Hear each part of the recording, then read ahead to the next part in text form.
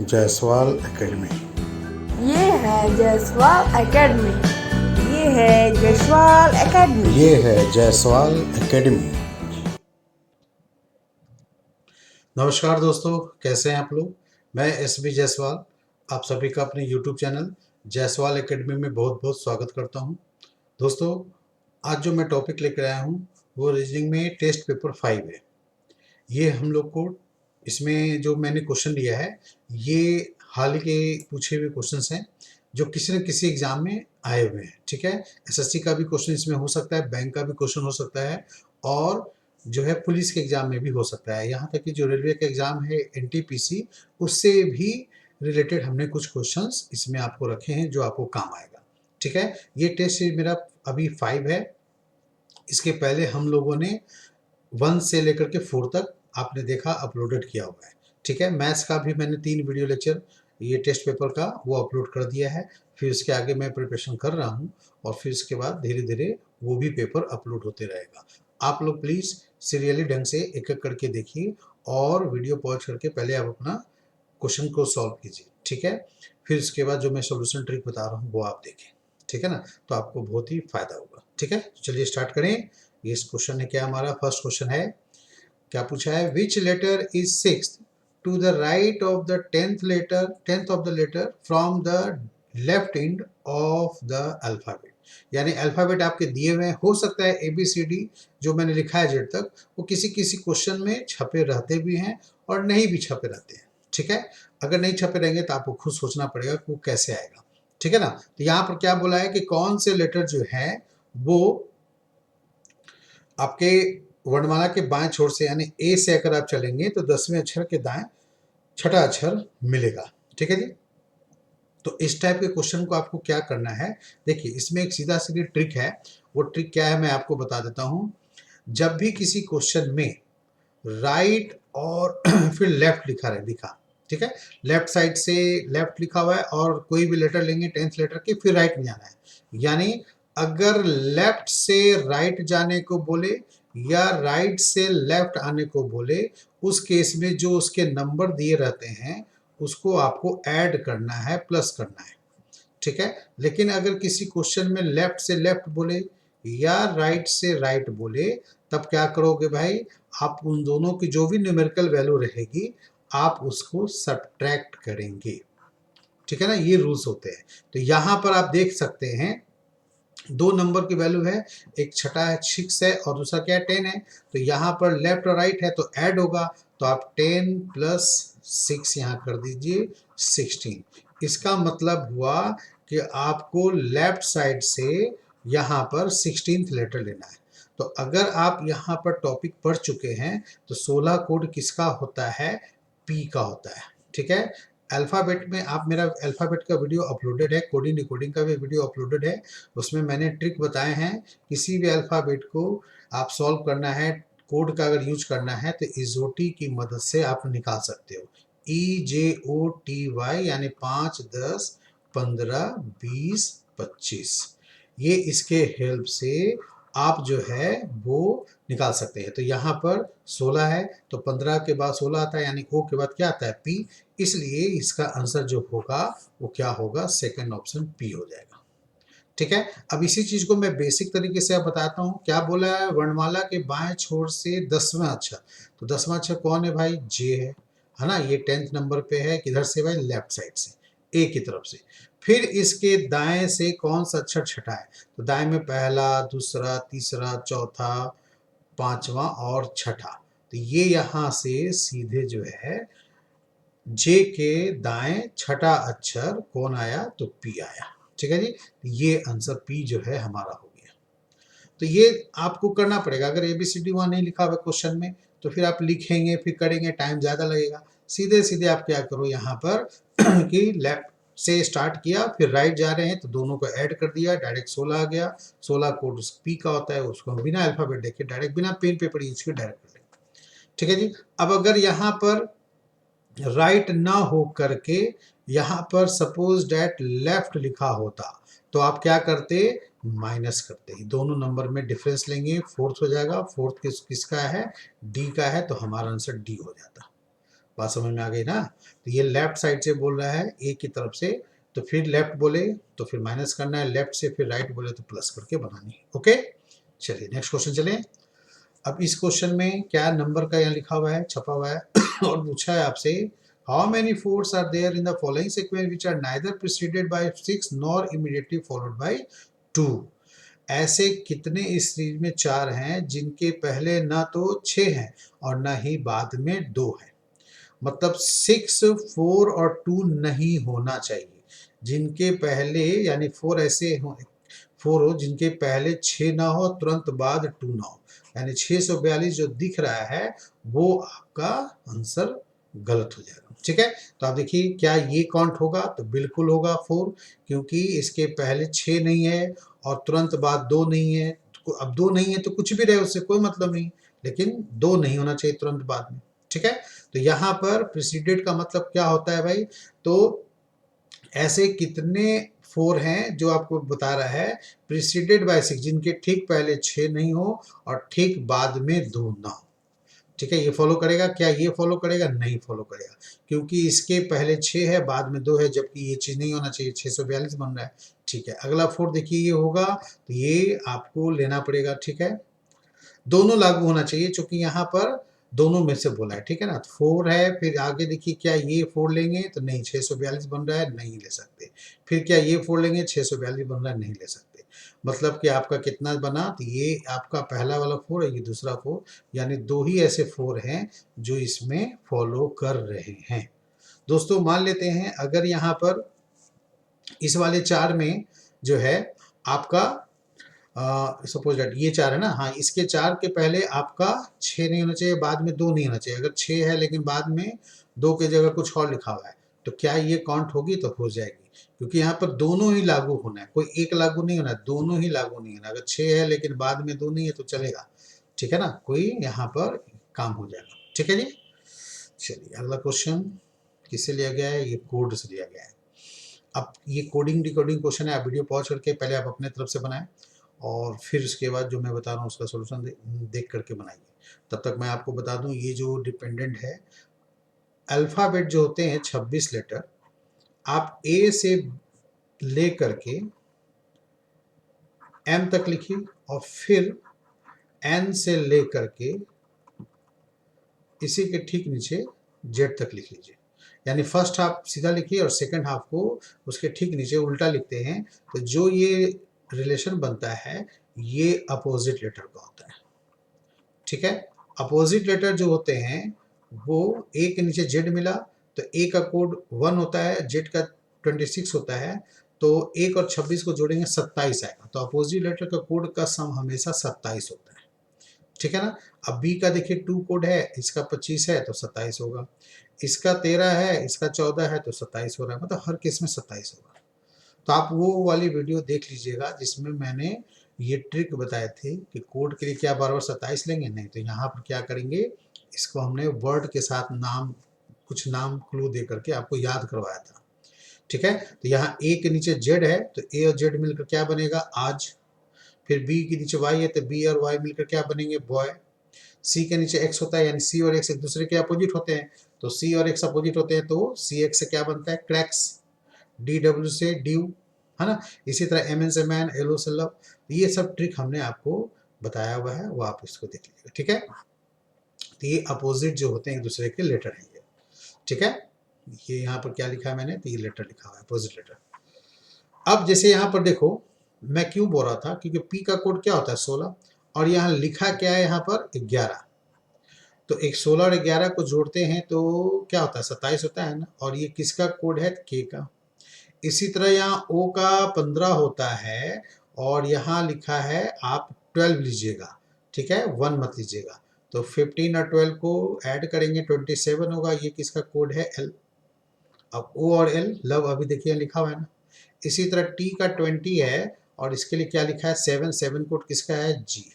तो टी और जी एक दूसरे के अपोजिट लेटर हैं और इसका हम क्या याद करवाए थे, जी टी रोड। तो खैर ये आपका लेटर लिखा है। अब इसमें जो नंबर लिखे हुए हैं ये आपका 11, 12 और 7 वो उस लेटर के अपोजिट लेटर के कोड है। इसी तरह टी का अपोजिट जी होता है, ए का जेड होता है आज, आजाद, कुछ भी बोलिए, एन का एम होता है मैन, और के का पी, पी के याद करवाया था। तो जी का कोड क्या हुआ भाई 7, है ना, जेड का 26, एम का 13, पी का 16, है ना। तो इस तरह से दिया मैं, अब आपको कैटल का बताना है, तो कैटल के लिए आप अपोजिट लेटर बताइए। तो सी का एक्स होता है क्रैक्स, ए का जेड आजाद, टी का जी जीटी रोड, ठीक है, फिर एल का वो लव, और ई का वी होता है इवनिंग, ठीक है, ये होते हैं। अब एक्स का कोड क्या हुआ 24, फिर 26, फिर 7, फिर 7, फिर 15 और फिर 22, ये हमारा आंसर बनेगा। ये किस में है आंसर, ये हमारा देखिए इसमें है 24, 26, 7, 7, फिर 15 और 22, है ना, वही चीज लिखा हुआ, आंसर हमारा फर्स्ट होगा। इसमें यहाँ पर 12 लिखा हुआ है जो कि रॉन्ग है, नहीं हो सकता, वो एल का ही कोड है ना, इसीलिए यहाँ पर ये नहीं बनेगा, ठीक है, बाकी सब गलत ही है किसी न किसी वजह से। तो इस तरह से हम लोग आसानी से निकाल सकते हैं, ठीक है ना, समझ में आ गया सबको, आगे बढ़े। अब इसमें क्या लिखा है, if boy is coded at 600, VIP as 900, then how will run will coded. Boy को 600 लिखें, वीआईपी को 990 लिखें, तो रन को अगर लिखना होगा उसी पैटर्न पे तो क्या होगा। तो यहाँ पे आप सोचो क्या है लिखा गया, तो देखिए ये भी अपोजिट लेटर के आधार पे क्वेश्चन है, थोड़ा टफ है बट ये अपोजिट लेटर के आधार पे है। अब बी का अपोजिट क्या हुआ, वाई, बॉय, ठीक है, ओ का एल और फिर वाई का बी। अब इसके कोड देखिए क्या लिखूंगा 25, फिर इसके क्या लिखेंगे 12, और फिर बी का कोड क्या हुआ 2, ठीक है जी। अब 600 कैसे आया यही आपको सोचना है ना, तो इनको आपस में मल्टीप्लाई किया गया है, इन तीनों को जब आपस में मल्टीप्लाई करेंगे तो 600 आएगा। यानी जो वर्ड आपको दिए गए हैं उसके लेटर का अपोजिट लेटर लिखिए, अपोजिट लेटर का कोड लिखिए, फिर उसका आपस में मल्टीप्लाई कर दीजिए, हो गया आसान, ठीक है। अब ई का बी होता है इवनिंग, आई का आर इंडियन रेलवे, पी का के पीके फिल्म आया था, ये सब ट्रिक है हमने बताया आपको। अब ई का कोड क्या है 5, आर का 18, के का 11, अब इनको तीनों का आपस में मल्टीप्लाई कीजिए, कितना आएगा भाई 990। तो ये इसी तरह यहाँ भी बनेगा, तो आर का क्या अपोजिट है आई, यू का एफ फ्यूल, एन का एम मैन, तो 9 हो गए, 6 हो गए और 13 हो गए। अब इनको आपस में मल्टीप्लाई कीजिए, ठीक है ना। तो 13 को 9 से गुना करते हैं तो 13 9 117, 117 को 6 से गुना करेंगे, ठीक है, तो कितना आ जाएगा 702, ठीक है जी। आपको यहाँ पर 13 को 9 से मैंने गुना किया, आप जैसे कर लो, 9 को 6 से कर सकते हो, 54 आएगा, 54 को फिर 13 से कर लो, जैसे आप कर लीजिए। तो मैंने यहाँ पर डायरेक्ट 13 और 9 को गुना किया, 117 आया। अब 117 को 6 से गुना करना है, तो 7 42 2 से 4, 11 6 66 और 4 702, कौन सा ऑप्शन है, तो सेकंड ऑप्शन है, ठीक है जी, समझ में आ गया। तो इस टाइप के क्वेश्चन को ऐसे बनाना चाहिए, ठीक है जी। अब इसी में देखिए नेक्स्ट क्वेश्चन क्या है हमारा। अब देखिए इसमें जो क्वेश्चन है दोस्तों, यहाँ पर ये क्वेश्चन अलग अलग एग्जाम में पूछे हुए हैं, ये पुलिस के एग्जाम में भी आए हैं, बैंक के एग्जाम में भी पूछे हुए क्वेश्चन है। तो इन सर्टेन कोड यहाँ पर क्या लिखा है, जो कैपिटल लेटर में आपका जो लिखा हुआ है फर्स्ट कॉलम में वो वर्ड है, ठीक है जी। जो आपके ये वाले पार्ट में जो भी नीचे वर्ड लिखे हैं, साउंड है, एड्रेस है, नेट है, क्रक्स है, क्रोनी है और क्रोडी है, ठीक है जी। फिर इसके बाद जो है यहाँ पर इसके जो है ये कोड लिखा हुआ है, लेकिन जरूरी नहीं कि ये बिल्कुल आमने सामने ही हो, ठीक है ना, ये आमने सामने हो ये जरूरी नहीं है, ठीक है। तो ये लिखा कैसे गया है भाई यहाँ पर, तो देखिए यहाँ पर ये साउंड का कोड सामने जरूर लिखा है, ये BLOOPPV, बट ये जरूरी नहीं कि यही हो इसका कोड, ठीक है ना, क्योंकि साउंड में कितने लेटर हैं 5 लेटर हैं, और यहाँ पर जो सामने वाला दिख रहा है इसमें कितने लेटर हैं, ये 7 लेटर है, तो ये कैसे हो सकता है। तो इसलिए सबसे पहले आपको क्या करना पड़ेगा, तो यहाँ पर आपको मैचिंग करनी पड़ेगी, ठीक है ना। तो मैचिंग करना पड़ेगा, यानी कौन किसके सामने है उसके हिसाब से आप यहाँ पर मैच करेंगे तो हो जाएगा, ठीक है ना। तो देखिए ये कैसे आप मैचिंग करेंगे मैं आपको बता दूं, एक मिनट इसको मैं थोड़ा सा डिलीट कर दूं, ये लाइन जो है एक्स्ट्रा,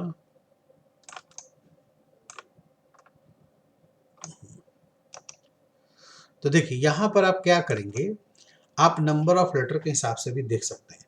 जैसे मैंने बोला ना कि साउंड में 5 लेटर्स हैं, तो ये आपका सामने वाला 7 लेटर का है, तो 7 लेटर का इसमें कौन है, तो एड्रेस है, तो एड्रेस का यहाँ पर इससे मैचिंग होगा। ठीक है, नेट में 3 लेटर है, तो 3 लेटर वाले कोड कौन है, ये है, ये इसके साथ मैचिंग होगा। ठीक है, क्रक्स देखिए 4 लेटर है, 4 लेटर वाला वर्ड है, और कोई 4 लेटर का वर्ड तो है नहीं, तो इसमें कोड 4 लेटर के कहाँ पर हैं, तो यहाँ पर हैं, ये इसमें से देखा जाएगा। ठीक है जी, फिर इसके बाद साउंड और क्रॉनी दोनों 5-5 लेटर के हैं, तो इसको अभी छोड़ देते हैं, लेकिन क्रॉडी में जो है वो 6 लेटर है, तो 6 लेटर का कोड कौन सा हुआ, तो ये आपको मिलेगा यहाँ पर। ठीक है, ऐसे। अब सवाल है कि साउंड और क्रॉनी दोनों 5-5 लेटर के हैं, और यहाँ पर बचा हुआ मेरे पास कौन है, तो 5 लेटर का एक ये बचा हुआ है और एक ये बचा हुआ है, तो इन दोनों में कौन सा साउंड का होगा, कौन सा क्रॉनी का होगा, ये हमें डिसाइड करना है। तो देखिए आप यहाँ पर जैसे कर लो, दोनों केस में आंसर सही है। आप साउंड में देखिए एस और डी है, और एड्रेस में भी यहाँ पर एस और डी है ना, वो भी 2-2 बार एस है, 2-2 बार डी है, यहाँ पर 2-2 बार ओ है, 2-2 बार पी है। इसका मतलब क्या हुआ कि एस और डी का कोड ओ और पी ही होगा, तो साउंड में एस और डी है, क्रॉनी में तो एस और डी नहीं है ना, तो इसका मतलब जो साउंड का कोड होगा उसमें एड्रेस के हिसाब से ओ और पी उसमें होना चाहिए, तो ओ और पी नीचे वाले में नहीं है ना, तो आपका इसमें देखिए ओ पी यहाँ मिल गया, तो इसलिए साउंड का कोड जो होगा वो इसमें से देखा जाएगा, और क्रॉनी का कोड इसमें से देखा जाएगा। क्या समझ में आया, मैंने बोला आपको कि साउंड का में एस और डी है, एड्रेस में भी एस और डी है, तो एड्रेस के कोड इधर देखिए, 2 बार डी 2 बार एस है, तो 2 बार ओ 2 बार पी भी है, तो ये ओ और पी ही होगा एस और डी का कोड, चाहे जो भी हो जाए, एस का ओ भी हो सकता है, पी भी हो सकता है, उसमें भी आगे पीछे दिया हुआ रहेगा।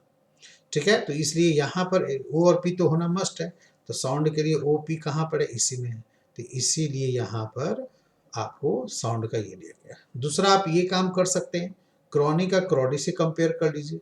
अब क्रॉनी और क्रॉडी में कितने लेटर मैच कर रहे हैं, तो 3 लेटर हो गया सी आर ओ, फिर वाई। ठीक है जी, यानी 4 लेटर मैच कर रहे हैं, तो क्रॉनी के जो कोड होंगे उसमें भी क्रॉडी के 4 लेटर मैच होना चाहिए। तो यहाँ पर देखिए, अगर मैं इससे तुलना करूँ तो यहाँ पर के मैच कर रहा है, ओ मैच कर रहा है, और तो कोई मैच ही नहीं कर रहा है, सिर्फ 2 ही लेटर मैच कर रहा है, जबकि क्रॉडी में 4 लेटर मैच करना चाहिए, तो वो 4 लेटर नीचे वाले में ही कर रहा है। तो कौन कौन भाई, तो एक हुआ आपका जे के टी और वी, है ना, जे के टी और वी ये मैच कर रहा है। ठीक है, तो इससे ये भी पता चल गया कि क्रॉनी का कोड यही होगा।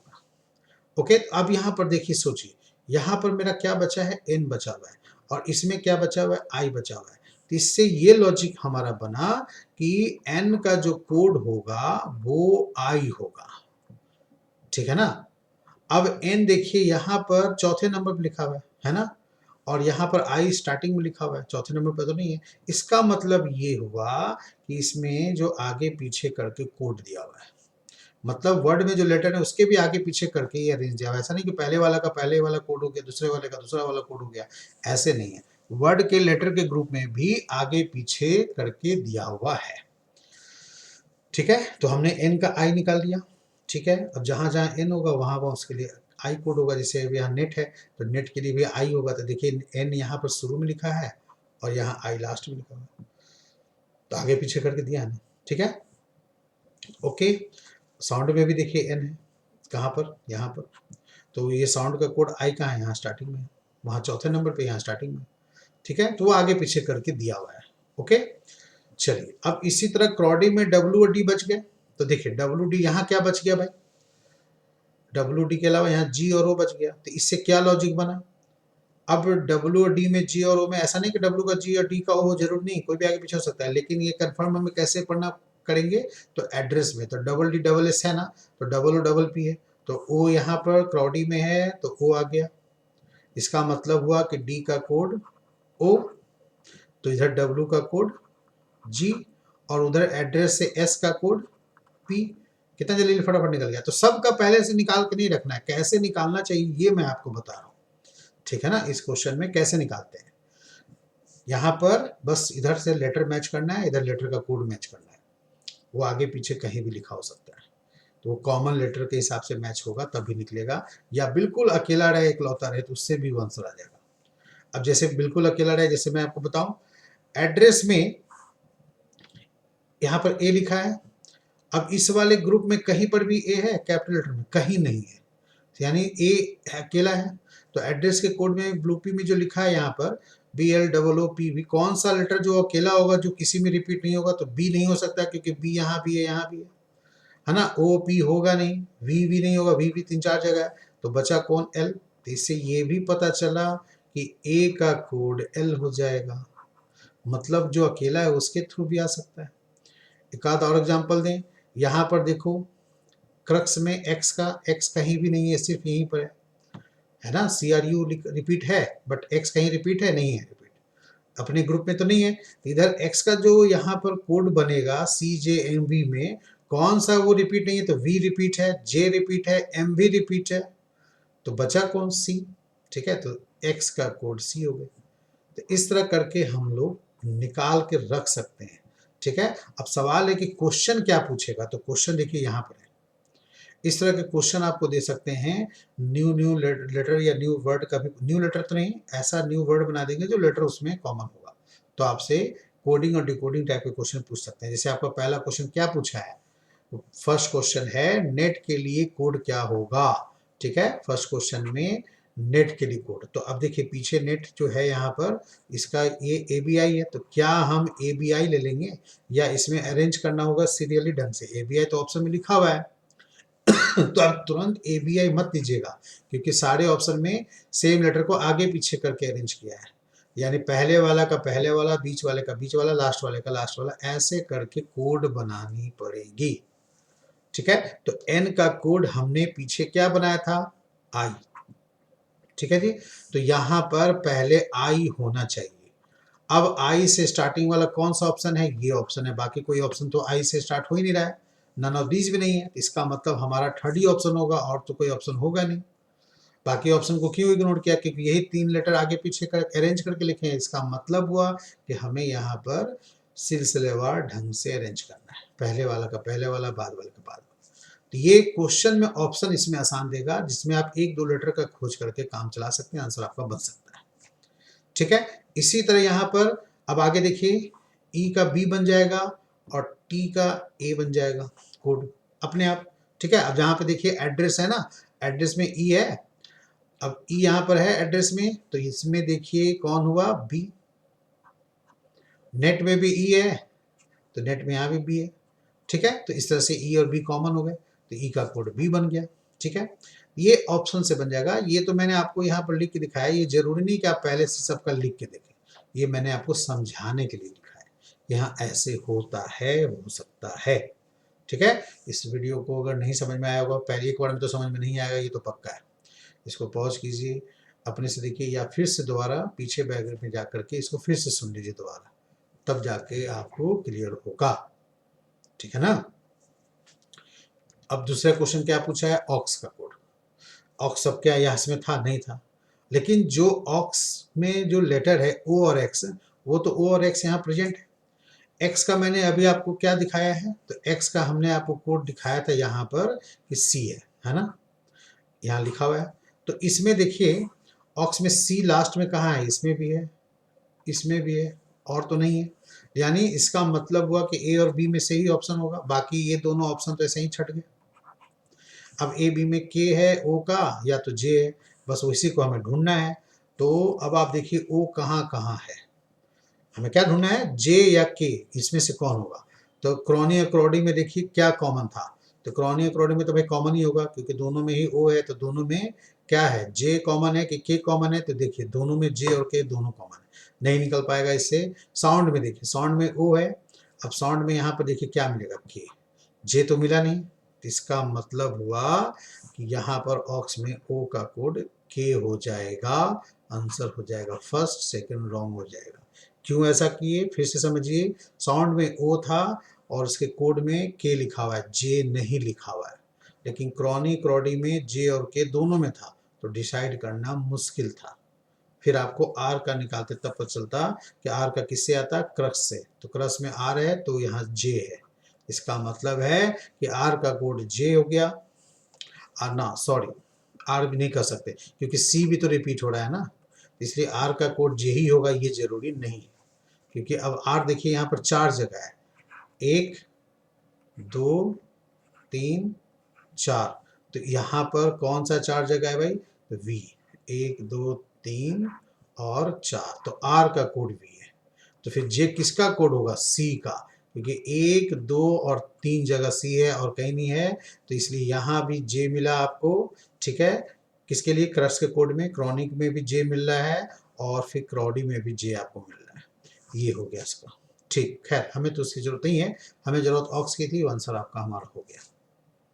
ठीक है, देखिए जब भी ऐसा क्वेश्चन आते हैं ना तो 3 से 5 तक क्वेश्चन आते हैं, 3 क्वेश्चन पूछेगा या तो 4 या तो 5। एक क्वेश्चन के लिए इतना बड़ा क्वेश्चन वो चार्ट में नहीं देगा, हमेशा सेट आएगा। इसलिए एसएससी में तो 5 क्वेश्चन में कोई सेट आता नहीं है, तो आता है बैंक में या तो पुलिस के एग्जाम में या तो एनटीपीसी के एग्जाम में भी आ सकता है, रेलवे में भी आ सकता है, इसलिए आप उसको भी देख सकते हैं इस टाइप के कोड को। और भी आप क्वेश्चन नेट पर ढूंढ करके इससे प्रैक्टिस कर लीजिएगा। थर्ड क्वेश्चन में क्या बोला है हमारा, थर्ड क्वेश्चन बोला है कि which word is coded as GTB. GTB हमने शॉर्ट, ये स्मॉल लेटर का है, मतलब ये कोड पहले लिया गया है। ठीक है, अब उसके बाद जो है उसमें से कैपिटल लेटर वाला हमें ढूंढना है। तो क्या आप ढूंढना है, जीटीबी। तो देखिए आपके आधा काम तो यहीं पर हो गया, सॉरी आधा काम कैसे हुआ, तो यहां पर जी का कोड क्या है, देखिए डब्लू, ठीक है ना। टी और वी का कोड अभी हमने क्या निकाला, आर, ठीक है। और टी का बीच में स्मॉल लेटर में देखिए टी कहाँ पर है, तो टी एक यहाँ पर मिला, ये क्रॉस का साइन निकालता हूँ, टी और कहीं है, टी यहाँ भी है, यानी किस में है, ये है क्रोनी में और क्रोडी में, ये बस इसी 2 जगह टी है और कोई तो है नहीं। तो अब ये सी आर ओ तो होगा नहीं भाई, सी आर 3 जगह है, ओ भी 3 जगह है, तो ये बचा किसके लिए, तो वाई के लिए। तो वाई का कोड जो है, क्रॉस का निशान जो मैं लगा रहा हूँ, ये वाई हो गया। ठीक है, वैसे आप डब्लू ढूंढ चुके हैं। ठीक है, तो डब्लू यहाँ पर 3 ऑप्शन में है। ठीक है, तो 3 ऑप्शन से आपका काम नहीं चलेगा, तो लास्ट में वी का भी आप ढूंढ चुके थे, आर, इसका आप डब्लू ढूंढ चुके हैं, इसका आर ढूंढ चुके हैं, तो डब्लू आर देखो किस में है भाई, तो डब्लू और आर सिर्फ इसी में है ना, और किसी में तो है नहीं ऑप्शन, तो इसके लिए यहाँ पर मिल जाता। टी के ढूंढने में टाइम लगाने की जरूरत नहीं पड़ती। ठीक है, आपका काम वहां पर हो जाता। तो इस तरह से ये क्वेश्चन बहुत ही अच्छा है, क्वेश्चन है, इंपॉर्टेंट क्वेश्चन है, इसलिए मैंने इसमें लिया है और इसमें प्रैक्टिस करना चाहिए, ऐसे क्वेश्चन कभी कभार आ जाते हैं। ठीक है, चलिए अगला क्वेश्चन बढ़ूं। अब अगला क्वेश्चन मैंने कैलेंडर से लिया है। कैलेंडर में क्या है भाई, कि यहाँ पर पूछा है आपसे, विच डे वाज ऑन 10 दिसंबर 1954, 10 दिसंबर 1954 को कौन सा दिन था, ये हमें बतानी है। तो देखिए इसमें क्वेश्चन सॉल्व करने के लिए हमने आपको बताया था, जब कैलेंडर टॉपिक मेरा अपलोडेड है आप देख लीजिएगा, उसमें हमने बहुत तरह के कोड आपको सिखाए थे। ठीक है, तो यहाँ पर मैं अब डिटेल से इतना नहीं बताने जाऊँगा कि क्या चीज़ मैंने बताया था। ठीक है ना, बस ये दे लिख देता हूँ मैं, दिसंबर का कोड क्या है, 4 है। 1900 जो यहाँ शताब्दी वर्ष है उसका कोड क्या है, तो 1 है। ठीक है जी, ये मैं आपको यहाँ पर लिख करके हमने बता दिया। वैसे हमने आपको बताया था कैलेंडर के कोड वो क्या होते हैं, तो 622, फिर 503, 514, 624, ये कैलेंडर के कोड है। अब डिटेल समझने के लिए आप, मेरा यूट्यूब पे अपलोडेड है कैलेंडर टॉपिक, 3 वीडियो में होगा, तो आप उसको देख के रिवीजन कर लीजिए। ठीक है, एक पहले का भी था, 2-3 साल पहले मैंने डाला था उसका भी है, और मैंने हाल फिलहाल 2-3 महीने पहले भी डाला है उसका भी है, तो आप देख लीजिए। ठीक है जी, तो यहाँ पर शताब्दी वर्ष का भी कोड हमने लिख दिया है, कैलेंडर का भी हमने बता दिया, मंथ्स का, एक साल में 12 महीने होते हैं, तो 12 महीने का कोड क्या है, 622, 503, 514, 624। अब 24 लास्ट में है, यानी 4 है तो दिसंबर का कोड है, 6 से स्टार्ट किया हमने तो जनवरी का कोड 6 हो गया। तो पूरा डिटेल उसमें आपको लिखा हुआ है, बस कैसे सॉल्व करना है वो मैं आपको केवल यहाँ पर बता दूंगा। ठीक है, शताब्दी वर्ष का कोड क्या था, 0531, इसमें 1600 से मैंने स्टार्ट किया था, 1600, 1700, 1800, 1900, तो यहाँ पर हो गया 1600 का 0, फिर 5, फिर 3, फिर 1, 1900 का 1 हुआ और फिर 2000 का फिर 0। ओके, ये बार बार रिपीट होता रहता है 0531। और डे का भी कोड होता है। जैसे मान लिया आप 7 से डिवाइड करते हैं, रिमाइंडर 0 आता है तो उस दिन संडे होगा, मंडे आया तो 1 होगा, 2 अगर रिमाइंडर आया तो ट्यूसडे होगा, 3 रिमाइंडर आया तो वेंसडे होगा। ये हमने बताया था आपको, ठीक है। तो ये सब आप एक बार देख लीजिए, कैसे इसको सॉल्व करेंगे, कैलकुलेशन कैसे करेंगे वो मैं आपको सिखा देता हूँ, ठीक है। तो सबसे पहले यहाँ पर देखिए, मैं इधर लिख देता हूँ। पहले क्या लिखा हुआ है, 10 दिसंबर है और 1954 है। तो सबसे पहले आपको लेनी है 10, फिर आपको लेनी है दिसंबर का कोड 4, फिर आपको 1900, यहाँ पर क्या है 1954 में 1900 शताब्दी वर्ष हो गया और 54 साल अलग कर लिया, तो 1900 शताब्दी वर्ष का कोड हो गया 1, और फिर 54 का 54 लिखा, और फिर इस 54 में कितने लीप ईयर होते हैं उसके लिए हमें यहाँ पर 4 से डिवाइड करनी पड़ेगी, ठीक है। तो जब आप 4 से डिवाइड करेंगे तो यहाँ पर जो भागफल आता है 13 वही लीप ईयर होता है, ठीक है। हमें यहाँ पर नीचे रिमाइंडर से कोई मतलब नहीं है इसमें। यहाँ पर जब भी 4 से डिवाइड करेंगे तो जो भागफल आएगा, क्वोशंट आएगा, वही लीजिएगा। ये 13 आपका हो गया। 13 क्या हुआ, टोटल लीप ईयर। ये सब ऑड डे के हिसाब से काउंटिंग करना पड़ता है। अब हमने आपको ये भी बताया था कि आप इससे भी सॉर्ट करना चाहते हैं तो इस वाले हिस्से को छोड़ दीजिए। जो भी वैल्यू 7 से ऊपर है उसमें 7 से मैन्युअली डिवाइड करके उसका रिमाइंडर लीजिए, यानी ऑड लीजिए। अब जैसे ये 10 है तो 10 7 से ऊपर है तो 7 से डिवाइड करेंगे तो रिमाइंडर कितना आएगा, 3।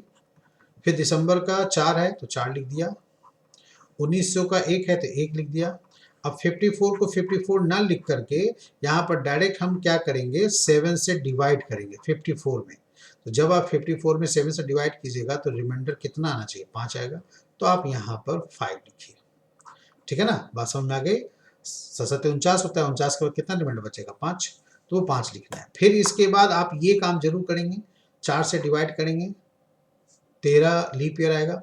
जो लीप ईयर 13 आया है वो 7 से ऊपर है तो फिर 7 से इसको डिवाइड करेंगे और रिमाइंडर फाइंड करेंगे, ठीक है जी। तो रिमाइंडर 6 आएगा, तो यहाँ पर आप 6 लिख दीजिए, ठीक है जी।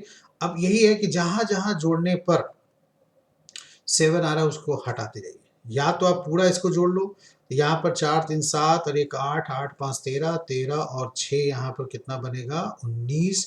19 को आप 7 से डिवाइड करो, फिर तो रिमाइंडर कितना आएगा, 5। हमने आपको डे कोड में बताया था जब 5 होगा तो वो आंसर हमारा कितना बनेगा, फ्राइडे, यानी उस दिन शुक्रवार था। तो आंसर हमारा ये हो जाएगा, फर्स्ट ऑप्शन, ठीक है। आप यहाँ पर ऐसे भी जोड़ सकते हैं कि 3 और 4 जोड़ दिया, 7 आया, 7 को 7 से डिवाइड करेंगे, रिमाइंडर 0, ये खत्म हो गया। फिर इसके बाद ये और 1 और 6 यहाँ पर जोड़ेंगे तो फिर क्या आएगा, 7 आएगा, ये भी खत्म हो गए। तो बचा मेरे पास सिर्फ 5 ही ना, तो 5 यही आंसर बन गया ऑड डे, ठीक है। तो आप ऐसे भी कर सकते हैं। अब अगर आप मान लिया आप शुरू में भी चलते हो पूरा डिटेल से, तो 10 और 4 14 हो गया, 14 को भी 7 से डिवाइड करते हैं तो रिमाइंडर 0 आता है, यानी कहानी खत्म। फिर ये देखिए 1 और 13 को भी जोड़ते हैं तो भी 14 होता है, तो ये भी कहानी खत्म। अब सिर्फ आपके सामने 54 बचा है।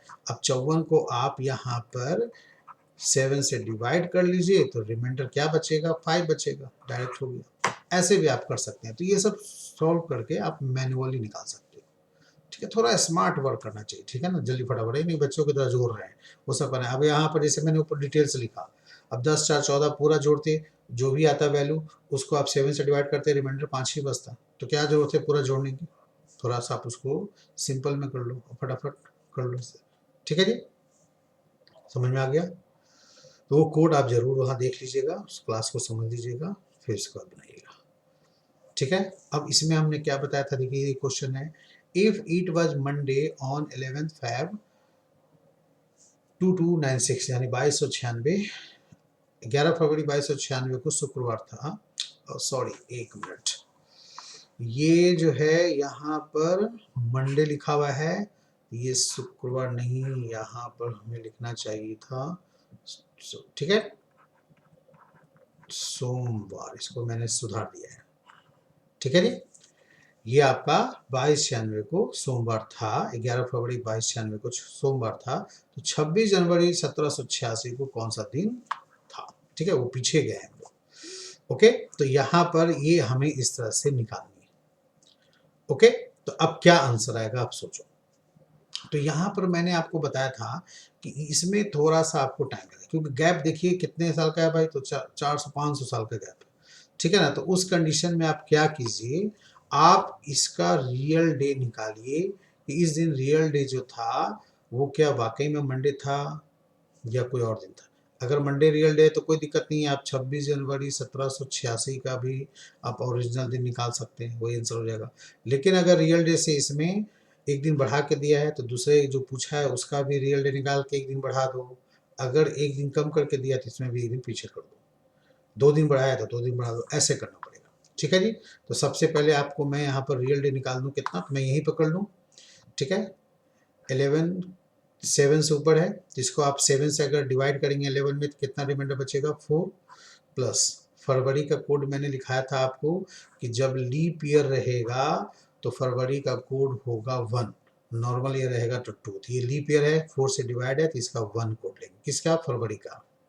फिर इसके बाद यहाँ पर 2296 है, तो 2200 का कोड यहाँ पर क्या बनेगा, तो 0531 है, तो 0 था किसका, 2000 का, 5 हो गया 2100 का, और फिर 2200 का कितना हो गया, 3।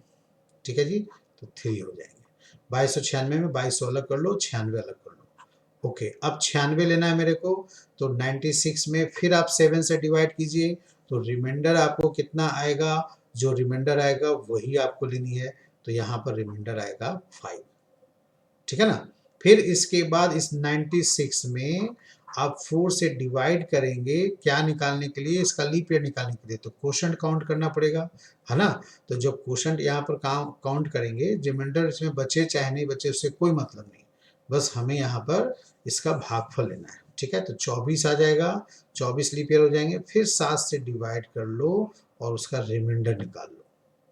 ठीक है, तो कितना आया, 3, तो यहाँ पर 3 ले लेंगे। मतलब इसका रियल डे क्या है वो जानने के लिए हमने आपको ये इतना तरीका बताया है। ठीक है जी, समझ में आ गया। ओके, अब इसमें फिर से बता दें, 11 का 7 से डिवाइड किया 4 आया, फरवरी के लिए 1 लिखा, 3 किसके लिए लिखा, तो 2200 का कोड 3 होता है वो लिखा, फिर इसके बाद 5 किसके लिए लिखा, तो 96 में हमने 7 से डिवाइड किया 5 लिया, और फिर 96 में कितने लीप ईयर होते हैं उसको पता करने के लिए 4 से डिवाइड किया। ठीक है, जो भी भागफल आया उस 7 से ऊपर है तो उसको फिर 7 से डिवाइड करके छोटा किया, रिमाइंडर निकाला 3, तो ये 3 आ गया। अब इस सम को जोड़ेंगे अगर हम लोग, तो 4 1 5 3 8, 8 5 13 और 13 3 16, 16 आता है, 16 को 7 से डिवाइड करो, तो फिर रिमाइंडर यहाँ पर कितना बचेगा, तो यहाँ पर देखिए जब भी 7 से डिवाइड करेंगे तो रिमाइंडर लेंगे। ठीक है, और 4 से डिवाइड करेंगे जब भी तो कोशेंट लेंगे। ठीक है ना, तो 2 आया, तो 2 का मतलब क्या है, ट्यूसडे। तो इसका जो ओरिजिनल दिन था वो ट्यूसडे है, और दिया क्या है, यहाँ मंडे दिया है, यानी इसमें -1 क्या, ट्यूसडे में हम -1 करेंगे तभी मंडे आएगा ना। तो अब दूसरे वाले का यहाँ पर ओरिजिनल दिन निकाल के उसमें भी -1 कर देना। तो मैं इसको यहाँ दिखा दूँ 26 के लिए, 26 में 7 से डिवाइड कीजिए 5 आएगा, फिर जनवरी का कोड भी 2 बताए थे, एक 6 और दूसरा 5 होता है, लेकिन ये लीप ईयर है क्या, तो ये 86 है, लीप ईयर नहीं है, तो इसका कोड 6 लेंगे। फिर इसके बाद 1786 है, तो 1700 का कोड क्या होगा, 5। ठीक है ना, फिर 86 है तो 86, 86 को 86 नहीं लेना है, 86 में आप 7 से डिवाइड करेंगे तो रिमाइंडर आपको क्या मिलेगा, 2। ठीक है, फिर 86 को आप यहाँ पर 4 से डिवाइड करेंगे, कितना, लीप ईयर काउंट करने के लिए। ठीक है जी, तो जब 4 से डिवाइड करेंगे तो यहाँ पर 21 आएगा ना, तो फिर 21 को आप 7 से डिवाइड कर लो तो रिमाइंडर कितना बचेगा, 0, तो यहाँ पर 0 हो जाएगा। ठीक है जी, यहाँ पर 7 से डिवाइड करके उसका हमने और छोटा कर लिया। अब इसके बाद इसको आप जोड़ सकते हैं। ठीक है ना, तो 6 5 11 11 और 5 16, 2 18, 18 को 7 से भाग किया, शेष फल कितना आया, तो वो आपका आया शेषफल, तो 4 आएगा। 4 का मतलब क्या होता है, थर्सडे, तो इसका रियल डे थर्सडे है, तो यहाँ भी इसका रियल डे मैंने क्या निकाला था, ट्यूसडे, और दिया हुआ क्या था, मंडे, ट्यूसडे से एक दिन पीछे, तो यहाँ भी एक दिन पीछे करेंगे, तो हमारा क्वेश्चन के अकॉर्डिंग जो आंसर बनेगा वो होगा वेडनेसडे। ठीक है ना, ये आंसर हमारा बनेगा थर्ड ऑप्शन। थर्सडे नहीं लीजिएगा यहाँ पर, भूल के भी नहीं। ठीक है, ऐसे बनाना है इस टाइप के क्वेश्चन को। थोड़ा सा इसमें टाइम लगेगा, बस वो आपको प्रैक्टिस होना चाहिए, फिर उसके बाद जल्दी जल्दी आप यहाँ पर कर सकते हैं। समझ में आ रही बात? ओके, चलिए नेक्स्ट क्वेश्चन, ये कैलेंडर से है।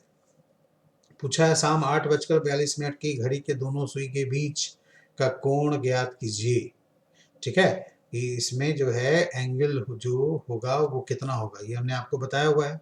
ठीक है, तो आप प्रैक्टिस कीजिए, याद कीजिए फॉर्मूला। नहीं अगर याद आ रहा है तो आप पीछे वीडियो मेरा देख लीजिए, उसमें अभी तो मैं फॉर्मूला लिख दूंगा, लेकिन आप पूरी तरह से रिवीजन करने के लिए क्लॉक का भी लेटेस्ट वीडियो अपलोड किया हुआ है, उसको आप देख लीजिए। ठीक है, तो इसका फॉर्मूला क्या है, देखिए यहाँ पर इसका फॉर्मूला है, हमने आपको बताया था जब भी एंगल पूछे तो theta is equal to 11/2 m for minute के लिए है, -30 h फॉर आर के लिए है। तो किसी भी टाइम में अगर आपको 8:42 दे तो ये h हो गया और ये m होता है। ठीक है ना, तो इसमें आप सॉल्व कर सकते हैं। m की वैल्यू आपने क्या रखा 42, इधर 30 इंटू h की वैल्यू यहाँ पर 8 रखेंगे।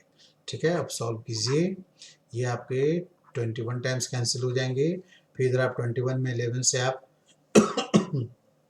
मल्टीप्लाई करो तो कितना आएगा 231। आप कैसे करेंगे, 11 को आप 10 + 1 कर लो, तो 21 को गुना करेंगे 10 से 210 हो जाएगा, फिर 1 से करेंगे 21 हो जाएगा, 210 में 21 जोड़ ली 231 हो गया।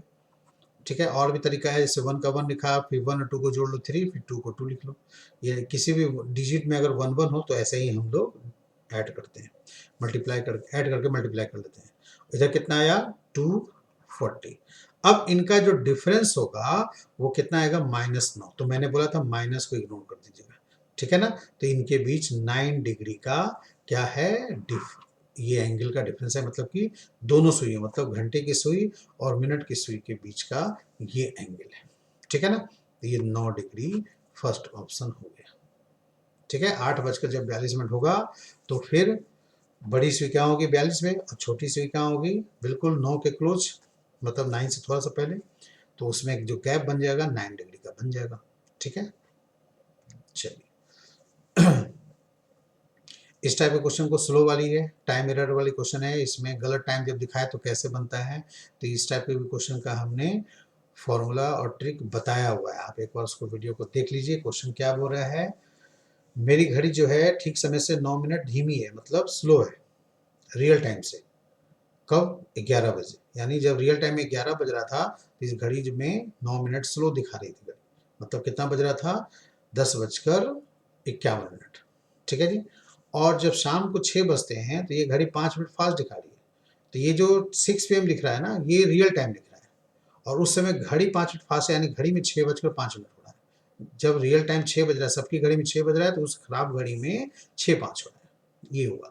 तो बीच में कभी ना कभी घड़ी करेक्ट टाइम पे आएगी, क्यों, क्योंकि पहले ये स्लो थी, बाद में फास्ट हुई, तो स्लो से जब फास्ट होगी तो बीच में एक बार ऐसा समय होगा कि वो घड़ी राइट टाइम पे आ जाएगी। तो राइट टाइम कब आएगी, 2:30 बजे या 2:50 या 3 बजे या 3:30। ठीक है, ये क्वेश्चन है। तो इसके लिए हमने आपको क्या ट्रिक बताई थी, तो हमने आपको बताया था यहाँ पर इस टाइप के क्वेश्चन जब भी आप सॉल्व करेंगे तो क्या होगा, तो देखिए आप इस जो भी निकलेगा वो तो आपको पहले यहाँ पर हमने लिखा था एक x upon y into Z, या इधर y हो गया होगा z हो गया होगा, उससे कोई फर्क नहीं पड़ता है, एक्स वाई अपॉन जेड भी मैंने लिख दिया होगा तो उससे कोई दिक्कत नहीं। बट x क्या है, y क्या है, z क्या है, यानी ऊपर जो लिखेंगे उसका क्या वैल्यू होगा, नीचे जो लिखेंगे उसका क्या वैल्यू होगा, और इस तरफ z की तरफ जो भी नंबर लिखा रहेगा वो क्या होगा। ठीक है, तो ये आपका जो है घड़ी को सही होने में जो घंटे लगते हैं उसका ये फॉर्मूला है करेक्ट आवर्स का। ठीक है, तो x क्या है यहाँ पर, तो x है आपके 11 बजे से लेकर के 6 बजे के कितने घंटे होते हैं, तो टोटल 7 घंटे हो गए। ठीक है, नीचे y क्या हुआ, जो y हुआ वो 9 मिनट घड़ी पहले स्लो थी, बाद में फास्ट हुई, तो इनको जोड़ा जाता है। ठीक है, और z क्या है भाई, तो यहाँ पर इनिशियल टाइम 9 ये लिखा जाता है। स्टार्टिंग वाली टाइम जो है ना वो आप यहाँ पर 9 है, ये यहाँ लिखा जाएगा z की जगह पर। ठीक है, यही होता है। और नीचे दोनों का टाइम देखिए, एक में स्लो है दूसरे में फास्ट है, तो हमेशा जोड़िएगा। पहले फास्ट है बाद में स्लो हो जाए तब भी जोड़ना है, लेकिन जब दोनों में स्लो है दोनों में फास्ट है, पहले 9 मिनट फास्ट बाद में 5 मिनट फास्ट, या पहले 9 मिनट स्लो बाद में 5 मिनट स्लो, ऐसे रहता तो यहाँ पर डिफरेंस लेते हैं, माइनस लेते हैं। ठीक है, तो यहाँ पर जोड़ेंगे क्योंकि स्लो और फास्ट है, मिक्स है। ये 7 ऊपर होगा, नीचे कितना हो जाएगा 14, फिर यह 9, इसको कट करेंगे और 9/2 आया, यानी 4.5 घंटे में ये घड़ी क्या होगी, राइट टाइम पे हो जाएगी। अब 4.5 घंटे जो है वो हमें करेक्ट टाइम पूछ रहा है, ये पूछ रहा है ना, तो करेक्ट टाइम हमें निकालनी है। तो इस जो 11 बजे है सुबह है ना, ये एम है ना, उसमें आप 4.5 घंटे जोड़ दीजिए। तो 12, 1, 2, 3, फिर 3.5, यानी इसका मतलब हुआ कि 11 4 जोड़ेंगे 15, 15.5 घंटे। तो 15 कब बजता है, 3 बजे, ये आएगा 3:30, यानी 3:30 बजे। कौन सा ऑप्शन हुआ, 4th ऑप्शन। ठीक है जी, समझ में आ गया। तो इस तरह से स्लो वाले क्वेश्चन में हमें ऐसे ही बनाना चाहिए। पहले आपको करेक्ट आवर्स निकालने पड़ेंगे, फिर उसके बाद जो है आप करेक्ट टाइम निकालिएगा। तो करेक्ट आवर्स का फॉर्मूला यही है, x/y × z।